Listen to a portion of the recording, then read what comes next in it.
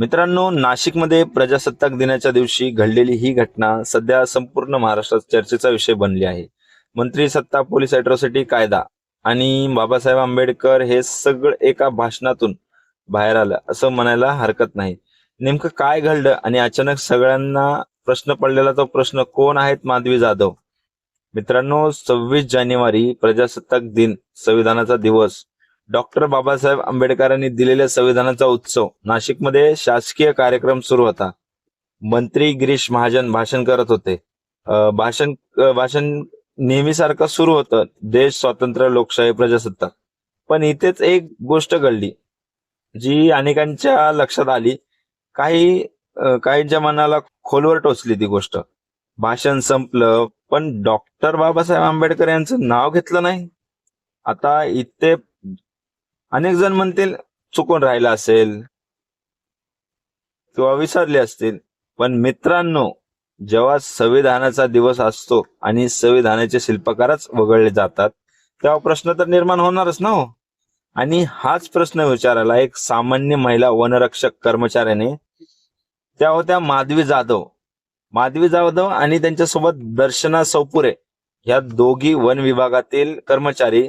कार्यक्रम सुरू असतानाच मंत्री गिरीश महाजन यांच्या समोर, सर्व अधिकारी, पोलीस, व्यासपीठ, गर्दी सगळ्यांसमोर माधवी जाधव यांनी थेट प्रश्न विचारला. संविधान दिलेल्या डॉक्टर बाबासाहेब आंबेडकर यांचं नाव भाषणात का घेतलं नाही हो? मित्रांनो, हे बोलणं सोपं नाही. सत्ता समोर असते, पोलीस समोर असतात, नोकरीचा प्रश्न असतो. पण तरीही त्यांनी आवाज उठवला. क्षणात कार्यक्रमस्थळी गोंधळ निर्माण झाला. पोलीस पुढे आले.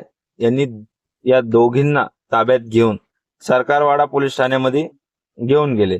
इथे प्रकरण थांबलं नाही बरं का मित्रांनो. पोलीस ठाण्याबाहेर लोक जमू लागले. बाबासाहेबांचे अनुयायी नागरिक, घोषणाबाजी सुरू झाली. मागणी फक्त एकच, गिरीश महाजन यांच्यावर गुन्हा दाखल करा. माधवी जाधव आणि दर्शना सोपुरे यांनी मंत्री गिरीश महाजन यांच्या विरोधात लेखी तक्रार दाखल करून, महत्वाची गोष्ट म्हणजे अॅट्रॉसिटी कायद्याअंतर्गत गुन्हा दाखल करण्याची मागणी केली. आता इथे प्रश्न पडतो, माधवी जाधव कोण आहेत? मित्रांनो, माधवी जाधव कुठली राजकीय नेत्या नाहीत, कुठल्या पक्षाच्या पदाधिकारी नाहीयेत. त्या एक सरकारी कर्मचारी आहेत. वन विभागात वनरक्षक म्हणून कार्यरत आहेत. 2011 साली त्यांची भरती झालेली. सध्या त्या सिन्नर इथे कार्यरत आहेत. म्हणजे जवळपास 14-15 वर्षाची त्यांनी सेवा केलेली एक स्थिर सरकारी नोकरी. पण तरी त्यांनी धोका पत्करला आणि त्याचा एक व्हिडिओ सध्या प्रचंड व्हायरल होतोय. त्या म्हणतात, मला सस्पेंड करा चालेल, मला मातीचं काम द्या, वाळूच्या गाड्या उतरवायला लावा, मी तेही करेल, पण बाबासाहेबांची ओळख पुसली जाऊ देणार नाही आणि मी माफी मागणार नाही. मित्रांनो, हे शब्द बोलायला काळीज लागतं. या घटनेनंतर एक मोठी घडामोड झाली. वंचित बहुजन आघाडीचे नेते प्रकाश आंबेडकर यांनी माधवी जाधव यांना फोन केला. संपूर्ण घटनाक्रम जाणून घेतला. प्रकाश आंबेडकर यांनी स्पष्ट शब्दात म्हटलं, मंत्री गिरीश महाजन यांचं कृत्य हे अॅट्रॉसिटी कायद्याअंतर्गत येणार आहे. पोलिसांनी गुन्हा दाखल केला नाही तर मी कायदेशीर ड्राफ्ट करून कारवाईस भाग पाडेन. यामुळे प्रकरणाला राज्यव्यापी वळण मिळेल. आता दुसरी बाजू ऐकणं गरजेचं आहे. मंत्री गिरीश महाजन यांनी काय म्हटलं ते म्हणाले, मला खूप वाईट वाटलं. मी बाबासाहेब आंबेडकरांच्या जयंतीमध्ये नेहमी पुढाकार घेतो. गावात, तालुक्यात जयंती साजरी करतो.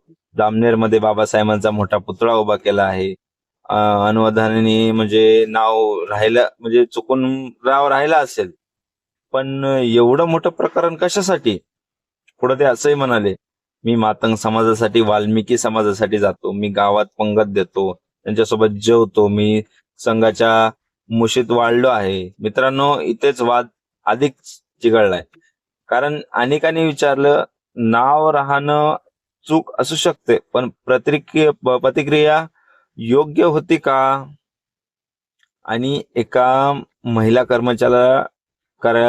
कर्मचाऱ्याला पोलीस ठाण्यात नेणं गरजेचं होतं का?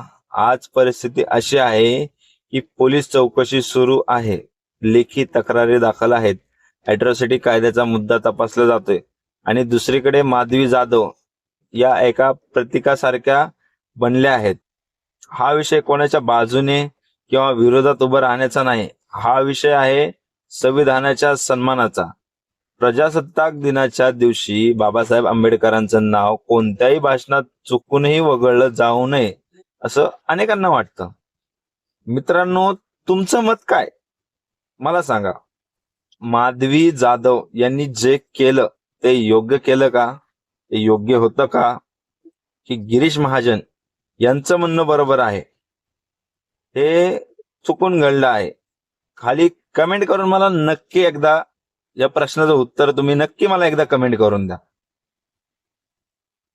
खाली कमेंटमध्ये मला प्रश्नाचं उत्तर पाहिजे मित्रांनो. चर्चा होणं गरजेचं आहे, कारण प्रश्न केवळ एका व्यक्तीचा नाहीये, तर प्रश्न आहे संविधानाच्या आधाराचा. व्हिडिओ आवडला असेल तर व्हिडिओला लाईक करा. अशाच सखोल मुद्देसूद बातम्यांसाठी चॅनलला सबस्क्राईब करा. मी पुन्हा भेटेन पुढच्या व्हिडिओमध्ये. तोपर्यंत धन्यवाद.